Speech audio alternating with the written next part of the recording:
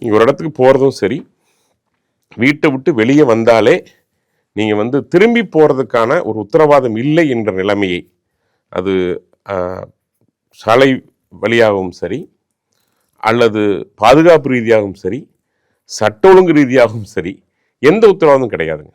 அப்படித்தான் இந்த 5 ஆண்டு காலம் ஏறக்குறைய திராவிடர் மாடல் ஆட்சி தமிழ்நாட்டை காத்து கொண்டிருக்கிறது. அதுக்கு பல உதாரணங்களை சொல்ல முடியும். அண்ணா யூனிவர்சிட்டியிலிருந்து கோயம்புத்தூர் ஏர்போர்ட் விவகாரம்ன்றது பல விஷயங்கள். அரசின் நிலைமை அப்படித்தான் இருக்குதுங்க. எந்த நிர்வாகமும் சரியில்லைங்க. நீங்கள் குப்பையை கொட்டுறதுக்கு இன்னைக்கு வெளிநாடுகள்லாம் எப்படி, நீங்கள் வெளிநாடுகள் போய் பாருங்களேன். நீங்கள் முன்னேறிய தமிழகம்னு முதலமைச்சர் மூச்சுக்கு மூச்சு பேசுகிறார். நாங்கள் முன்னணியில் இருக்கிறோம்னு சொல்கிறாரு. இதுங்க குப்பைக்குள்ளே வாழ்கிறதா?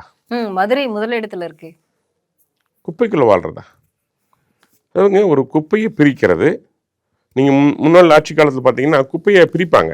ஆமாம், பிளாஸ்டிக் கழிவுகள், உணவுப் பொருட்கள், இது மாதிரி பிரித்து கொடுத்துட்டு இருந்தாங்க. இன்றைக்கி எல்லாத்தையும் கொண்டு ஒரே இடத்துல போட்டு ஒரே இடத்துல டம்ப் பண்ணிங்க.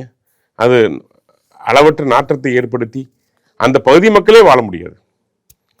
என்ன வேணால் செய்யலாம், முறைகேடு செய், அதிகாரிகள் வாழ்ந்துட்டு போ அப்படின்னு ஃப்ரீயாக விட்டுருச்சுங்க.